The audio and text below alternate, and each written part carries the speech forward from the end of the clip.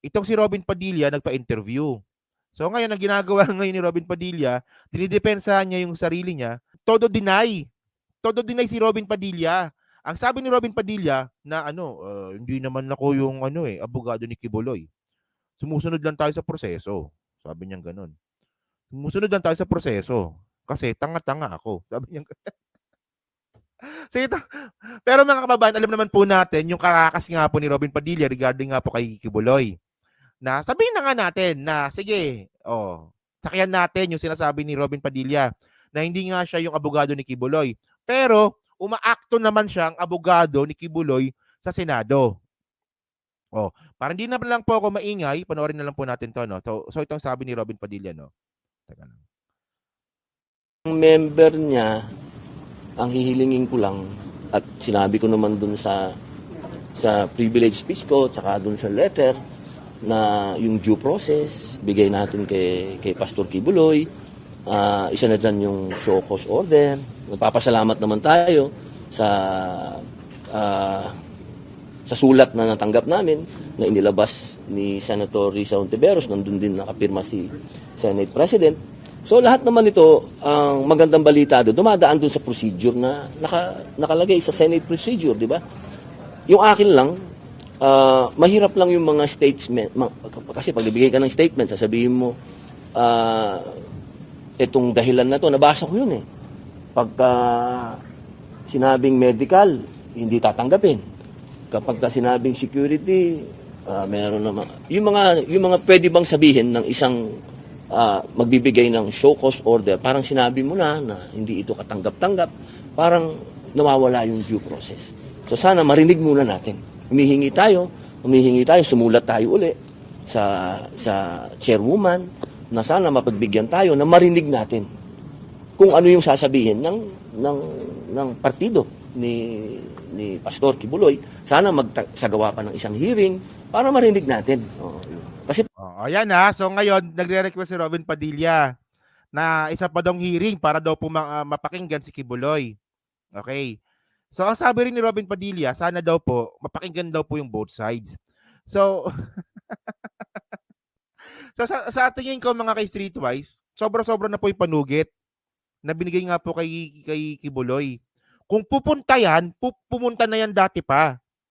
Hindi na sana nagpatagal yan. Isipin niyo mga kababayan, no? Yung mga matataas po na officials, kahit nga po presidente, kapag pinatawag po sa Senate hearing, pumupunta. Pero ibang klase po yung level nga po ni Kibuloy. Hindi po pumupunta. So medyo bullshit lang po talaga yung sinasabi ni Robin Padilla na pakinggan natin yung both sides. Yan tanong, ano pa ba dapat nating pakinggan? Di ba? Ano pa ba yung dapat nating pakinggan kay Kibuloy? Hindi pa ba sapat yung binigay sa kanyang palugit para magpakita sa Senate? Well, kung ayaw niya magpakita sa Senate, meron siyang SMNI. Pwede siya maghayag doon. Pwede niya sabihin doon sa SMNI. Nag-upload siya ng video sa YouTube. Sa Facebook, nag-upload siya ng video. Pwede siya doon magsalita. Yun nga lang, nung nagsalita nga po si Kibuloy, hindi niya naman pinagtanggol yung sarili niya. Ang ginawa niya, pinagbintangan pa si PBBM at saka si Lisa Marcos na merong session ng droga sa Malacanang mismo. At meron pang sex orgies. Sabi sa inyo, napaka bullshit nito eh. So ito, continue nga natin. pagka puro statement, yung amin lang, sana gusto namin sa hearing namin madinig para maging official. Sir, paano po magtawag ng hearing pero ano talaga po mag-answer ni Kibuloy? Yun naman pala, gusto niya pala, ang gusto pala ni Robin official. So pati hindi nga pumupunta. So ngayon, nakailang palugit na nga, gusto pa na ni Robin Padilla, isa pang hearing. Para nga, mapakinggan daw po si Kibuloy. Tama, ayan pa nga, di ba? Pinagbintangan pa na kinulam daw. Ano ba yun? Sabi ni Mami Peng. Actually, yung nakakatawa dyan sa kulam-kulam na yan, appointed son of God ka eh. Anak ka ng Diyos, sabi mo eh. Inappoint ka bilang anak. Ewan ko, nasa ka nakakita na yung anak ina-appoint, no? Inappoint ka bilang anak ng Diyos mismo. Tapos, takot ka sa kulam. Ewan ko ba, ewan ko ba dito, no? Sige, tingnan natin. Ah, eh, ako'y hindi abogado ni Pastor Kibuloy. Ako'y sumusunod lamang sa procedure ng Senate. So kung ano yung pwede kong gawin sa loob, sorry Tol. Sa loob ng procedure ng Senate, yun lang ang pwede kong gawin. Pero para ako ay tumayong abogado ni Pastor, hindi. Siyempre ako'y nasa loob pa rin ng Senado, ang institusyon pa rin ang dapat masunod. Kailangan lang natin gawin lahat kung ano yung sinasabi ng proseso. Mukhang hindi ata alam ni Robin Padilla yung sinasabi niya. Honestly, hindi niya talaga alam yung sinasabi niya. Kasi mga kababayan kasi, yung trabaho po kasi ng abogado, yung trabaho po ng abogado, yung simpleng abogado lang, no? Yung hindi sa Senado, yung trabaho po kasi ng simpleng abogado, pag tinanggap niya nga po yung isang kaso, ipagtatanggol niya yan sa korte. At gamit din po yung procedure ng korte. Ganun yun eh. Hindi naman kasi pwedeng gumawa ang isang abogado ng pagtatanggol sa kanyang kliyente nang hindi po sumusunod sa procedure ng korte. Ang Senado po, hindi naman yan korte, pero meron din po yung procedure. So, ang ginagawa ni Robin Padilla dito, pinagtatanggol niya si Kibuloy, kitang-kita naman eh. Pinagtatanggol ni Robin Padilla si Kibuloy, gamit naman po yung procedure ng Senado. Ay, hindi niya alam sinasabi niya. Ano yun? Hindi ka nga abogado ni Kibuloy. Hindi ka niya abogado sa korte. Kasi may ibang procedure yun. Pero ang lumalabas, di ba, hindi naman, no, nagiging abogado ka ni Kibuloy sa Senado. Kasi gamit mo yung procedure. Nagets nyo ba? Nagets nyo ba yung ibig kong sabihin? Nagets nyo ba? Kasi ang sabi ni Robin Padilla, ganun eh. Hindi naman daw siya abogado, sumusunod daw po siya sa procedure ng Senado. Ganun din po gawain ng abogado sa korte. Pinagtatanggol ng abogado ng isang tao, 'di ba, sa korte gamit ang procedure. Ganun din po sa Senado na ginagawa naman ni Robin Padilla. Diyos ko. Napaka unappropriate kasi senador ka eh. So naman. Parang akala siguro ni Robin Padilla lahat ng tao mas tanga sa kanya. Akala niya siguro ganun. Akala ni Robin Padilla yung mga tao mas tanga sa kanya para maniwala sa kanya. Oh. Si Banat Bay na brain. Matagal naman tanga yan eh. Isa pa yan eh. Ito lang no. Dapat gagawin ko ng hiwalay na content yan eh. Pero daanan na lang din natin. So actually mga kababayan, si Banat Bay, si Dada, tsaka si Oli, talent na po ngayon ng SMNI. So ngayon magkakaroon na po ng segment yung tatlo na yan sa SMNI mismo. Ang alam ko 4 sila eh. Yung isa hindi ko kilala eh. So yun. So yung tatlo na yan, yung tatlo na lang no. Kasi tatlo lang naman kilala ko dun eh. Yung tatlo na yan, kinuha pa ng SMNI. So mapapanood na po natin si Banat Bay, si Oli, at saka si Dada sa SMNI. Okay. So ang tanong dito, kinuha sila ng SMNI kung kailan magsasarado na sila. Kasi yung SMNI po kasi, nasa second hearing na po yung pag-revoke ng prangkisa. Sa unang hearing, wala pong nag-oppose. Ibang-iba po ito. Kasi yung sa ABS-CBN kasi, nung nagkaroon nga po ng congressional hearing sa ABS-CBN kung bibigyan ba ng bagong prangkisa yung ABS-CBN mismo, may mga nag-oppose. 'Di ba? Sila Sol Aragones, sila Edsel Lagman, 'di ba?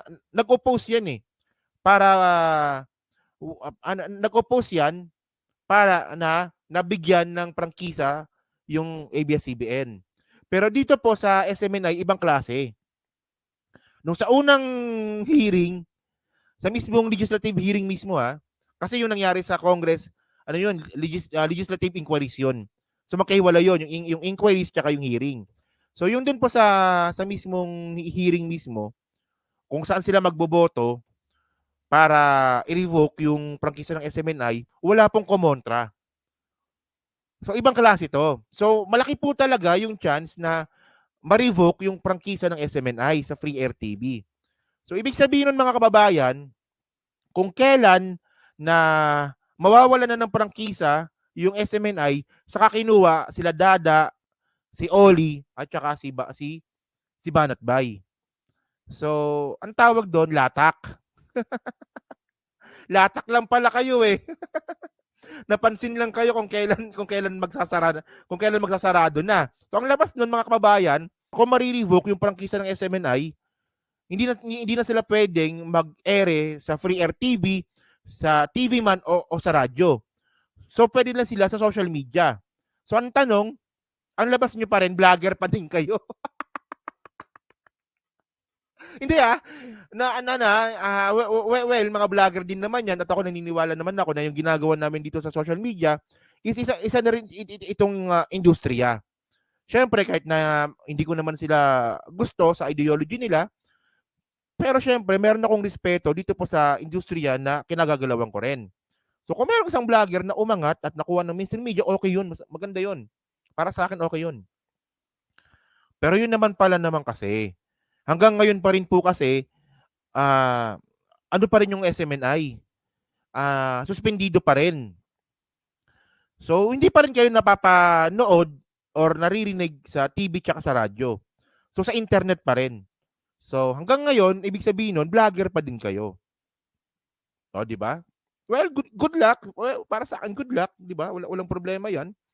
O kung gusto niyo talaga magpakakulto. Pero doon lang ako natawa.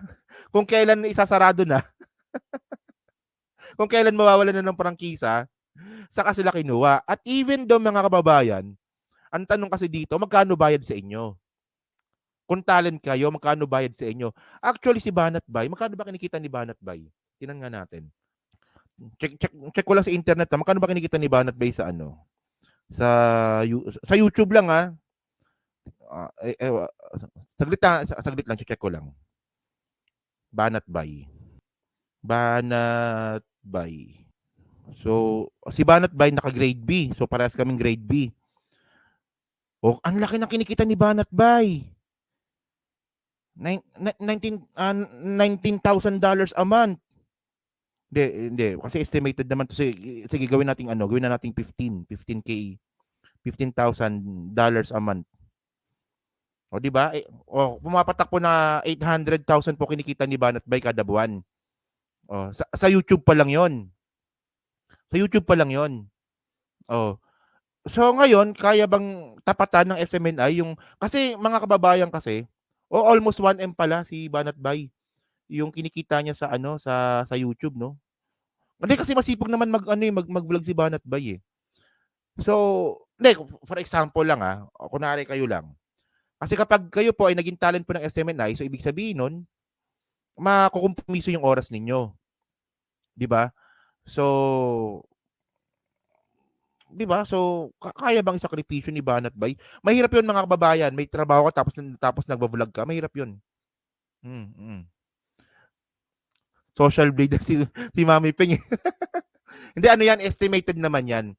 So, kung gusto niyo makita yung kita po ng isang YouTuber, diyan tingnan ninyo sa Social Blade. Pero kunin niyo sa gitna. Kasi for example, nakita niyo $10,000, 'di ba? Hindi naman talaga $10,000 'yan. So, kunin niyo sa gitna. So, pag nakalagay sa Social Blade, $1,000 to $10,000, so ibig sabihin nun, yung kinikita ng vlogger na yon, nasa $4,000 or nasa $5,000, parang ganon. Oo. So yun, so ganon. So ayun lang no. So nakapagtaka lang no na pinatas nila yon. Well, si Oli mas malaki sweldo sa akin ni Oli. Si Dada, yun, si Dada yung maliit na vlogger. Well, medyo questionable lang sa akin yung kung magkano yung talent fee lang nila, no. Sige na. Tuloy nga natin to. Kasi maganda din naman na naririnig ng taong bayan yung dalawang naratibo. Kasi yan demokrasya to eh. Sir, so you also believe that Demokrasya to eh. para marinig din siya ng mga senador? Ako, naniniwala ako sa dalawang punto. Una, si pastor ay napag-iinitan. Yan. Pangalawa, meron problema sa security. Kasi Yan. ako lang, alam ko na sa komunista lang meron na siyang security problem kasi talaga lumaban sa doon. Total, putulin ko lang to, no? So, ito talaga yung pinaka-bullshit na narrative. Ito talaga yung pinaka-bullshit na narrative, mga kababayan. Bakit takot na takot itong mga tao na to sa mga komunista? Kung pag-uusapan naman po natin yung mga komunista na merong armadong armas, eh, nasa 1,000 na lang yung mga yan. Hindi nga, di ba? Parang ganun yun eh. Nasa 1,000 na lang yung mga yan.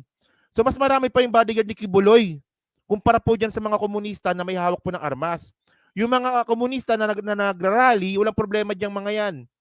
O kasama po sa constitution natin yan na bawat Pilipino po may karapatan mag-rally. Kahit ako, kahit si Mami Peng, kahit sino sa atin may karapatan mag-rally. So ayan po yung ginagamit ng mga komunista. Wala tayong magagawa. Parte po ng parte ng demokrasya natin yan. Parte po yan ng constitution natin. Pero yung kinakatakot ni Robin Padilla na security nga po ni Kibuloy is itong mga armadong grupo na komunista, 1,000 na lang sila.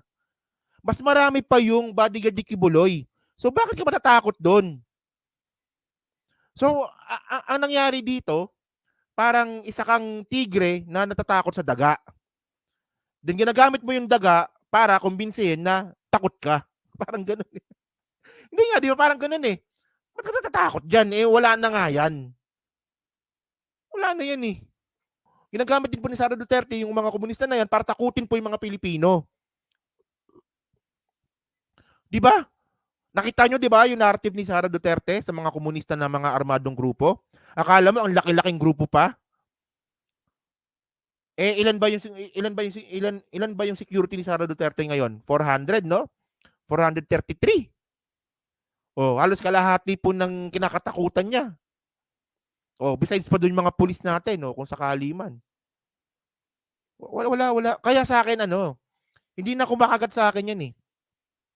Yung mga komunista na yan na may armadong armas, wala na, hindi na mabenta sa akin yan. Wala na. Pero kung paano nila banggitin yan sa Gikan para sa Masa, akala mo ang laking grupo pa eh. 1,000 na nga lang yan, Diyos ko. Para sa akin, kung mapapayagan sana magkaintindihan. Kasi ang nag-uusap ngayon dito, hindi naman ako tsaka si Pastor Ang nag-uusap dito ay ang komite ni Senator Risa at ang legal, silang dalawang nag-uusap, sana magkasundo sila. Na yung hinihingi ng narinig ko naman sa ibang senador, narinig ko si Senator Binay, narinig ko si Senator JB, narinig ko si Senator Lapid, sinasabi nila virtual, sabihin, online, gano'n. Siguro, para sa akin, baka pwedeng i-offer yon silang dalawa na mag-usap. Kasi hindi ko naman nakakausap si Pastor. Hindi ako abogado ni Pastor. Ako isang senador na pinaiiral ko kung anong nasa procedure ng rules ng Senate. Sir, bakit po nasabi niya na pag-iinit? Totoo naman, pambihira. Ikaw naman, boss, may hearing sa House, may hearing sa Senate, may hearing sa DOJ, may hearing sa Amerikano. Pagka hindi ka pa naman pinag-iinitan nun, ewan ko na. Tanga. Alam nyo, dalawa lang yun eh. Di ba? Napag-iinitan ka or talaga may kasalanan ka. O nga naman, no? May hearing sa House, may hearing sa Senate, mayroong kaso sa DOJ, may kaso pa sa Amerika. So, ibig sabihin pala nun, kasi mga kababayan, yung offense po kasi ni Kibuloy, iisa lang. Isa lang, di ba? Isang bulto. Kung mayroong trafficking, may child abuse, may panggagahasa, ayan po yung kaso ni Kibuloy. So isang grupo lang 'yan. Yung sa Congress naman, SMNI naman 'yun. Dahil naman dun sa fake news na nilabas po ni Ka Eric. Sa tingin ko kung mayroong dapat sisihin kung bakit po nagigisa si Kibuloy sa Congress, siguro dapat yung sisihin mo doon si Ka Eric. Kay Ka Eric nagsimula lahat 'yan. Kaya kita mo, 'di ba? Kita mo si Ka Eric, grabe makapagtanggol eh. Yung gusot nila sa SMNI, sa kanilang dalawa ni Lorraine Baduy nagsimula. Pero ang bullshit, no? Tsaka yung sinasabi mo kasi na pag-initan, yung mga kaso po ni Kibuloy, 'di ba? At saka yung mga offense niya nga po, nangyari po yun panahon pa nga ni Digong. So para sabihin mo na pag-initan, dapat bago yung mga issue. Hindi naman bago yung mga issue eh. Panahon pa ni Duterte yan eh. Ano ba? Sige na, tuloy na natin. Sir, are you not bothered? Kasi parang nababash ka rin sa social media. Ah, Dinidepensa niyo daw isang tao na inireklamo ng pang-aabuso o ng... Hindi ko po siya, hindi, lilinawin ko po. Iba po yung depensa. Trabaho po yan ng abogado niya. Hindi ko po ito pong ginagawa ko, ito ay demokrasya. Kailangan nating daanan ito. Para sa akin, itong taong ito, may karapatan siya ng due process. Yun lang naman. Kailangan siyang dumaan. Kung ano yung dinadaanan ng lahat, kailangan niyang daanan din. Hindi nga dumadaan eh. Walang yan. Si Pinoy nga, di ba? Si Pinoy, yung presidente, nung pinatawag po sa Senate hearing regarding nga po sa DAP, di ba? Nagkaroon ng issue yung DAP, di ba? Pumunta si Pinoy. Dumaan sa proseso si Pinoy. Dating presidente yon. Ito, di ba? Ano to eh? Si Kibuloy, appointed son of God. So, ang bobo. Ang bobo. Ang bobo ng narrative. Kasi mga kababayan, kung sa simula pa lang sana, sa unang hearing pa lang, pumunta na si Kibuloy, actually, lusot na siya dun eh. Sa totoo lang. Di ba yung nangyari sa ito lang no, yung nangyari sa Parmali. Di ba meron si Ong tsaka si Yang. Di ba ini-invite po yan sa Blue Ribbon Committee. Ayaw pumunta. Pero eventually pumunta din po sila. So ngayon nung pumunta sila, nagsinungaling sila doon. And then sa susunod na hearing, hindi na sila pumunta. Wala na isang beses lang 'yon. O kita nyo, lusot. Lusot. Nung gustong ipa-contempt pangalan nito, ni Dick Gordon, lusot. Kasi, ang sabi naman ng Supreme Court noon, pumunta na dyan sa inyo eh. O ngayon, kapag sinasabi ninyong nagsinungaling, patunayan nyo muna na nagsinungaling. Ganun ang sabi ng Supreme Court. Yung regarding sa Parmali. So, kung talagang matalino sana, yung abogado ni Kibuloy, sanang ginawa sana ni Kibuloy, sa second hearing pa lang, habang hindi pa masyadong mainit, pumunta na siya. And then, hindi na siya nagpakita ulit. Oh. Ay. Bubo ng narrative. Naman po pwede na wala pa tayong judgment na sino ang may kasalanan o kung sino ang may ginawa, kung sino ang nagsasabi ng totoo. Lahat tayo may judgment na. Sayang naman ng binabayad sa atin ng taong bayan. Kaya tayo nandito, proteksyonan ng demokrasya. Kaya nasa judgment. So ngayon, una, wala naman pong nanghuhusga sa Senado. Di ba akala ko ba yung Senado, sabi nila, ang Senado hindi naman korte yan. So, wala po nanghuhusga sa kanya sa Senado. Wala. Kung meron mang nanghuhusga sa kanya, ito po yung public opinion. So, hindi po natin masisisi yung publiko para hindi makapaghusga kay Kibuloy kasi nga hindi pumupunta. O kasi ang punto dito, kung talagang walang kasalanan si Kibuloy, makikita po ng tao yan sa hearing kung pumunta nga siya. So siguro naman mag-agree naman kayo sa akin. Kunwari si Kibuloy pumunta at napatunayan niya doon sa hearing na yan na yung alias Rene na yan, binayaran niya ni Rizon Tiveros. O, di ba? Pati yung mga na yan, yung mga Ukrainian na yan. O, walang record yan. Hindi ko naging miyembro yan. O, kapag ganun yung ginawa ni Kibuloy, so, magkakaroon sana tayo ng hating opinion. Makakapag-decide tayo. So ngayon, hindi po natin masisisi yung taong bayan kung bakit nagkaroon sila ng judgment kay Kibuloy kasi nga hindi uma-attend. Pero yung sa Senado, wala pong nanghuhusga kay Kibuloy sa Senado. Wala. Hindi naman kasi korte yung Senado. Oh, ang importante kasi dito mga kababayan, yung ginagawa po kasi ni Rizon Tiveros, gumagawa ng batas. So dahil nga po dyan sa hearing nga po kay Kibuloy, nakagawa po ng 3 panukalang batas si Rizon Tiveros. 3 panukalang batas po yung nagawa ni Rizon Tiveros ha. Yung isa po sa labor law, tsaka 2 tungkol sa may kinalaman sa religion eh. Hindi ko lang nabasa masyado no. So ngayon, importante po 'yon. Para po hindi na po maabuso yung mga susunod po na mga henerasyon natin. And then mga kababayan, importante din po na pumunta si Kibuloy sa Senado kasi po, yung 3 panukalang batas nga po na yan ni Rizon Tiveros, pwede pong madagdagan. So, ang magbe-benefit po nun, tayo rin po.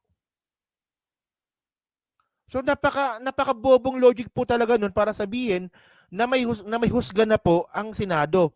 Hindi po korte ang Senado. Kung meron man ang husga dito, tayo 'yon.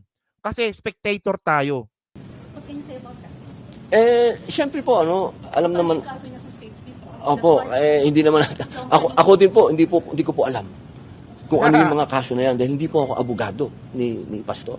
Katulad po ng sinabi ko, ako'y nagsasalita, una bilang isang senador, pangalawa, itong taong ito, kasama ko ito laban sa mga komunista.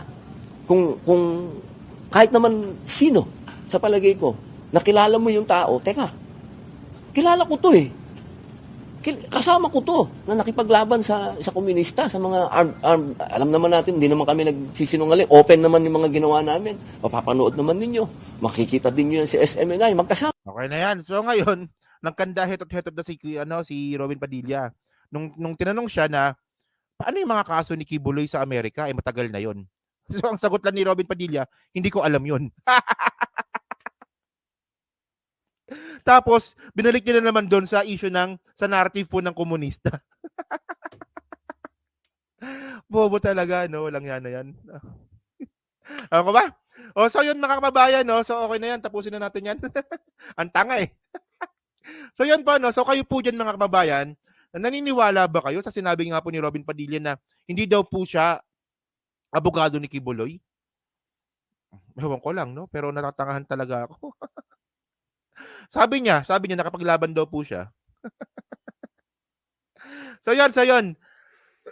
So pa-comment lang po sa baba at binabasa ko pong lahat yan. At syempre po, palike na lang din po ng video na to para din po makatulong po sa algorithms po ng content po na to. Yun, so thank you po mga kababayan. Kita na lang ulit tayo sa susunod po na video. So salamat po, salamat. Okay.